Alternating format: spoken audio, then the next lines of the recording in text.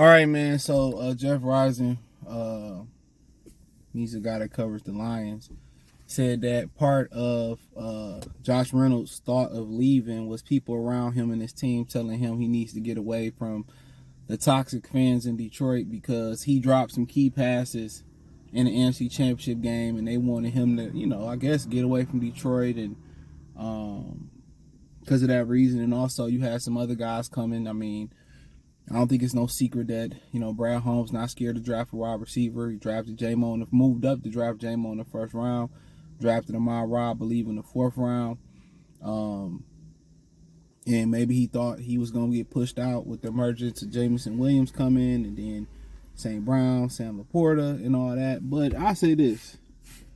I don't think he nearly got it as half. And I understand this is a career in Detroit, top 10 draft pick, took him over Odell Beckham, took him over Aaron Donald, guys like that. But I don't think he got it nearly as bad as Eric Ebron did. But let's talk about it. Check out Detroit Lions Talk playlist. Thumbs up the video, share the video, subscribe to the channel. I don't think he got it as bad as Eric Ebron did. For real. Nearly as bad. So when we talking about when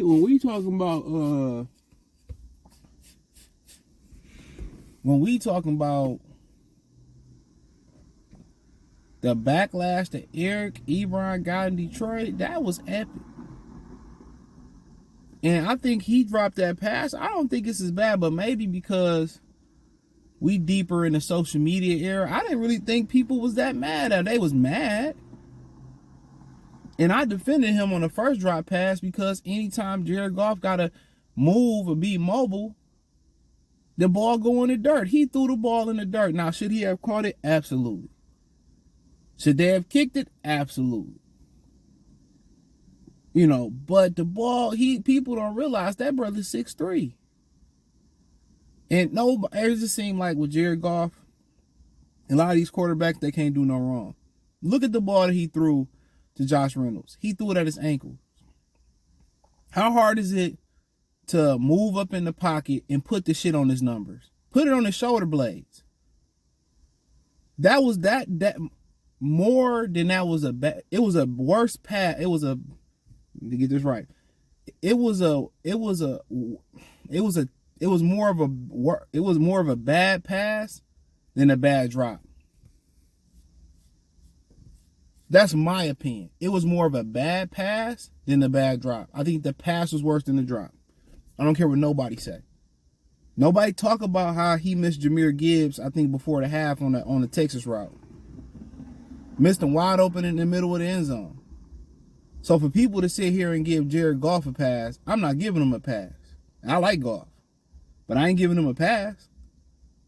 He had a lot of responsibility to do it. They got on Josh Allen for missing their brother in the end zone. And Stephon Diggs dropped a touchdown. The other guy dropped a touchdown. But all they harped on TV was, well, Josh Allen got to make that throw in the end zone. Well, these dudes dropped 2 or 3 fucking touchdowns in the AFC Championship or the NFC semifinal. What was it, the championship game? No, it was the conference final, semifinals. Because they played Baltimore in the AFC Championship game. This dude hit Stephon Diggs in the hands. And he dropped it. He tried to say, well, no, he tried to blame the no. He hit you right in stride. 70-yard bomb that should have been the game. He hit the other guy. I don't know who the other guy was over there. He hit him right in the hands for a touchdown. He dropped it. But they all blame Josh Allen for missing the brother over the middle. Come on, man. Sometimes I really think a lot of people watch the game and only listen to the commentators. And that's how they get their mind. Watch the game. He missed some critical passes. Now that second drop, that is what it is. Like, I understand why people are mad at Josh Reynolds for the drop, because once you get a drop, it became contagious. It was a drop. Then it was the off the Vita or face mask. Then it was the fumble by Jahmyr Gibbs. Then it was the drop, I think, by St. Brown. I think Laporta might have dropped one. Don't quote me on that one. And Josh Reynolds dropped one again. So I get it. Now, what I didn't like about the situation, what I didn't personally like is like how he really brushed it off as being nonchalant. He's all, I ain't really tripping on it. I ain't gonna harp on it. I get over stuff like that. And I remember Ray Rice and them. They lost a playoff game in Baltimore. I forget what playoff game they lost. And they had him on NFL Network shortly after. He said, I don't harp on losses. I get over them pretty quick. And I can respect that. There ain't shit you could do to change it. So that when Josh Reynolds said something like that, it kind of rubbed me the wrong way. But I ain't mad at it. You can't take it back.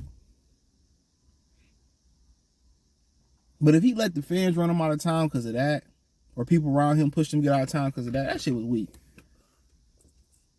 Like, the people in the city wasn't even as mad at you like how they really could have been mad at you. How I really seen them get mad at people here. That was small potatoes, brother. That was small. Now, if it factored in as well where will J-Mo come in, they probably gonna replace me in the draft. Let me go somewhere. Oh, cool. I understand there's multiple factors in there. Okay, the drop, the fans for some bullshit. Now they might replace me with blah, blah, so I might not get as many snaps. And, I need to, I want to go somewhere where I get an opportunity. Cool. But if the main factor was some fans, if it was some fans,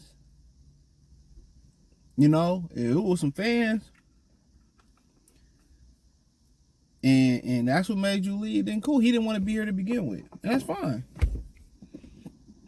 That's fine. That's really, really fine. So, he helped change things around when they traded for him.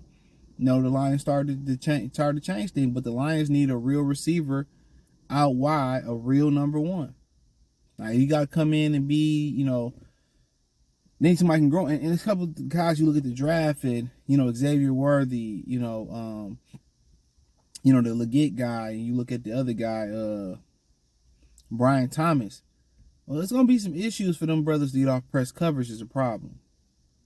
I've been just reading about them. A lot of them guys lighter, not the Xavier Leggett guy, but some of these guys might have some problems to get off press coverage, and that's the number one thing about being that number one wide out on the outside is getting that release against corners. You know what I'm saying? So we'll see what they draw up.